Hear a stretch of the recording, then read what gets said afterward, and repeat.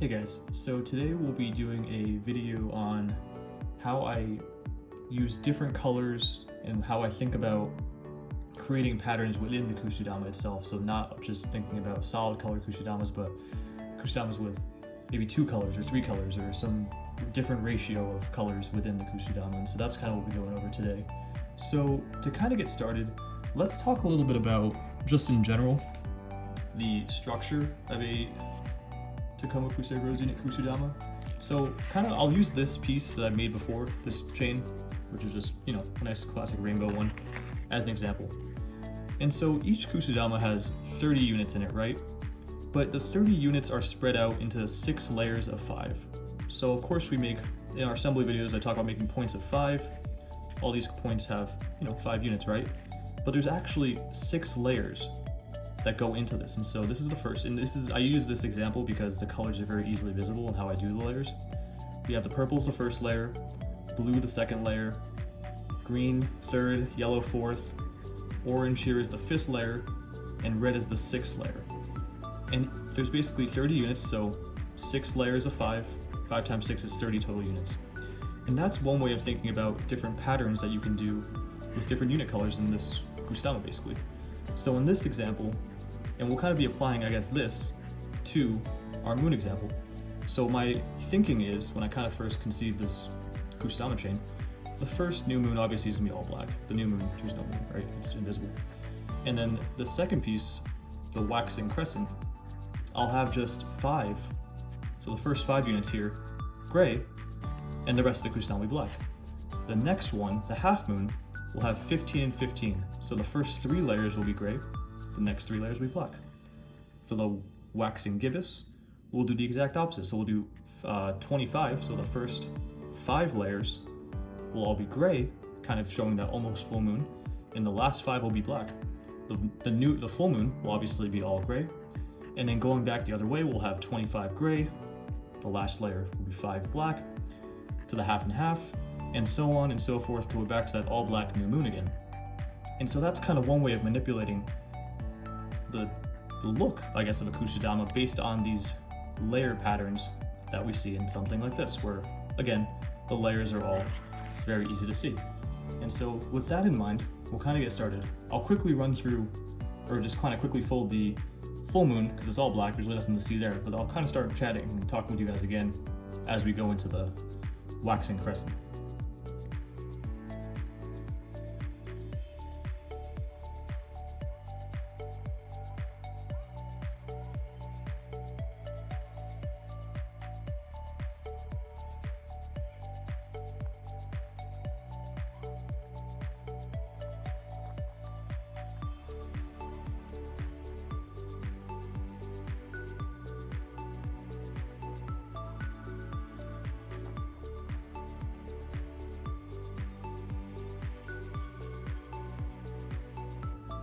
Alright, so on to the next one. And so for this one, we'll kind of start with the inner core of 5 gray units here. Like so. And this will be just our first layer here. And because this is just the crescent, I think we're going to stick with the 5 here. And the rest of it will be black. And so, crescent moon, it's very thin, just a crescent. We'll kind of look at it like this. And the rest of it will just be black, and so let's just kind of move some units a little bit closer to us here. And we'll start doing the rest of the units in black.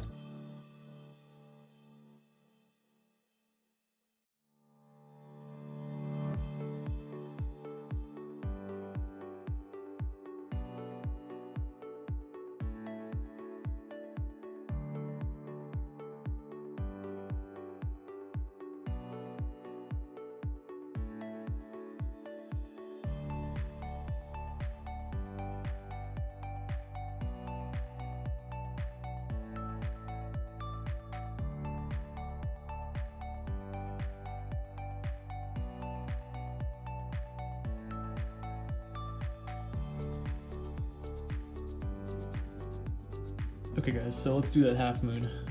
So basically for this one, we're going to be doing the gray core as usual. And for this one, instead of doing just a point of 5, just a point of 5 I guess at the front of the gray, we'll be doing half of it to symbolize obviously the half moon, and we'll do that all in gray. And so it'll be half gray, 15 units gray, 15 units in black. So, like we always do, we start with that first core of 5, gray in this case. We'll do the next ring as well, in gray. And this is going to be the different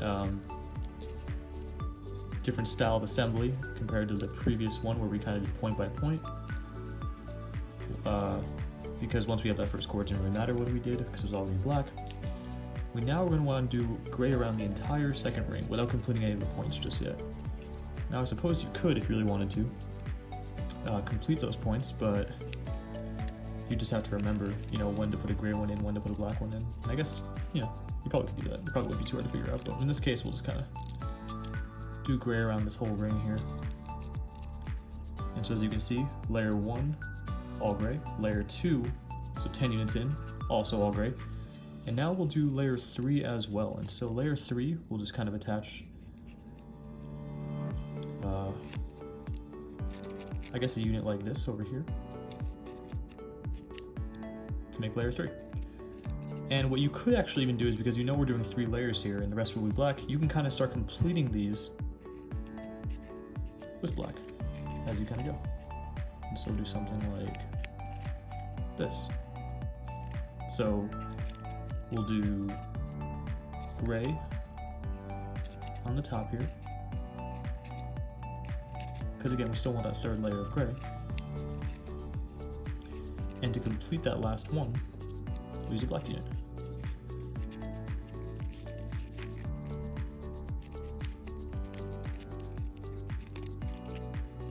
So something like this, and we can start binding these together even too, to make sure it's extra sturdy. And we'll kind of keep going. Remember, we're doing black on the bottom and gray on the top, so I'll just kind of put the black unit in first, just because I prefer to assemble it this way, but it doesn't make a difference as long as you're consistent. It's going to work out. And even if you're not consistent and you enjoy the pattern that's coming out of it, more power to you kind of thing. So ultimately,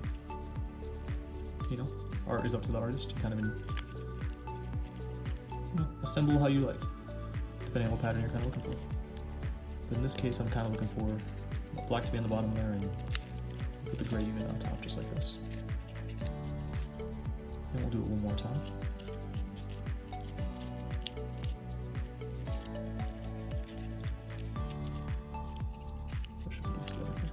Just to make sure we're actually sturdy. It kind of helps with stability as well. I like to do that. And we'll put this gray unit in here. And great. And like I said, the black, a little flimsy. Try to put it together, but you can kind of see how the pattern's already coming together here. So we have all the gray on this side, and you notice it kind of like seeps in to it's not going to be like a cut, half and half. It's not going to be like that just based on the way the Kusudama comes out. But we have all half gray here, and then the rest of it will all be black over on this side. And we'll kind of just keep assembling here as we go.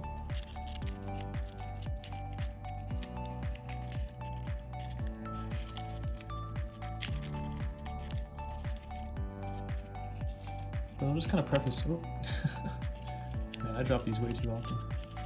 Where was I? Right over here, I think. Doesn't make a difference for me. But I'll kind of preference, like I said, I'll kind of preface what I'm going to go into for the next one, which will be the waxing gibbous, I suppose. So the one that's right before the full moon, between the half moon and the full moon. And for that one, we'll do a core of black. So that first 5 point there that we typically do, that we've been doing in gray previously. We'll do that all in black. And then with the idea of making the rest of the unit, or the rest of the entire piece, gray. So basically it's kind of reverse engineering it based on, which colors, I suppose, coming first and which one's going to be the remainder of the unit. But we'll kind of just keep assembling now. Pretty straightforward, we've seen this several times now, but again, flaps and pockets, not terribly hard.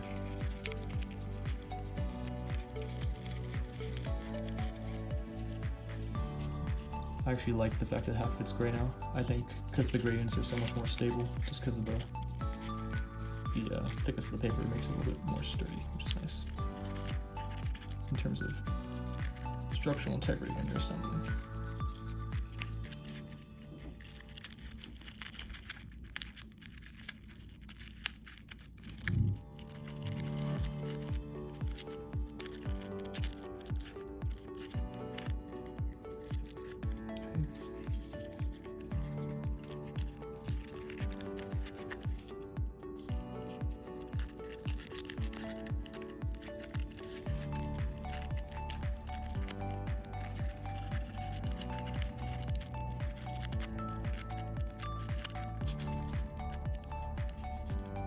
Four here.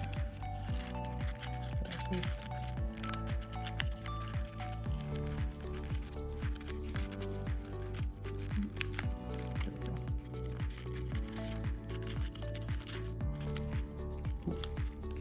Just about finished here. Let's grab our handy tweezers. Take this guy out.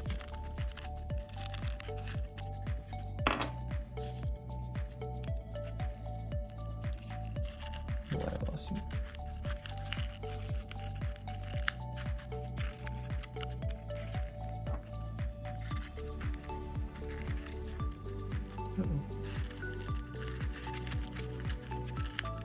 This last unit always gives me trouble.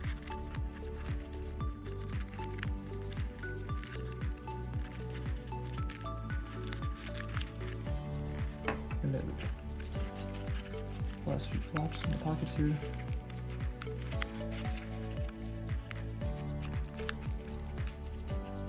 Looks like we're just about done.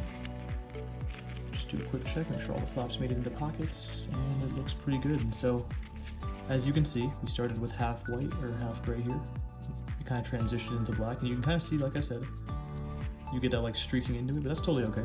That's kind of how the unit comes out, and you can kind of compare it to the crescent moon here. Half crescent moon, half moon. And the next one's going to be basically this, but just in complete reverse. So we'll do black tip here, and the rest will be gray. But yeah, we're making good progress. We have 3 down, and we'll kind of just keep moving.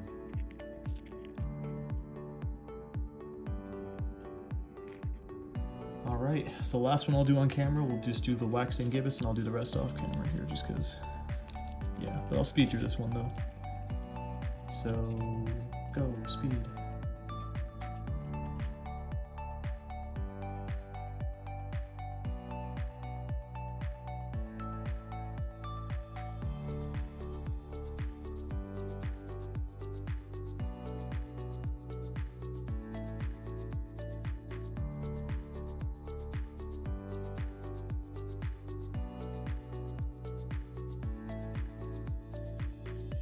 Okay, speed off. So as you can see here, we have the nice, I guess you could say waxing gibbous here, and you can kind of compare it to both the half moon and the crescent. And so we can kind of just turn it this way so you can kind of get a feel for how we're doing this here. But as you can see, it goes from new moon, crescent, half, waxing gibbous, and the next will be full moon, and then we'll basically do this all in reverse. And so I won't do this all on camera lest it gets very repetitive, but I will fold these out real quick, and we'll hop back on camera and kind of see what the whole unit looks like. Cool. Okay, so I finished folding all the pieces, and as you can see, we kind of go from new moon to the crescent to the half to the,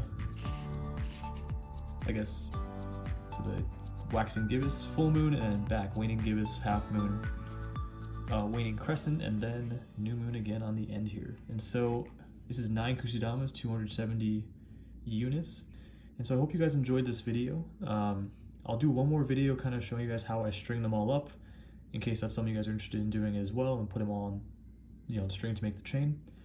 But yeah, if you guys really like this video, give it a thumbs up, leave any questions you guys have or comments in the comments below.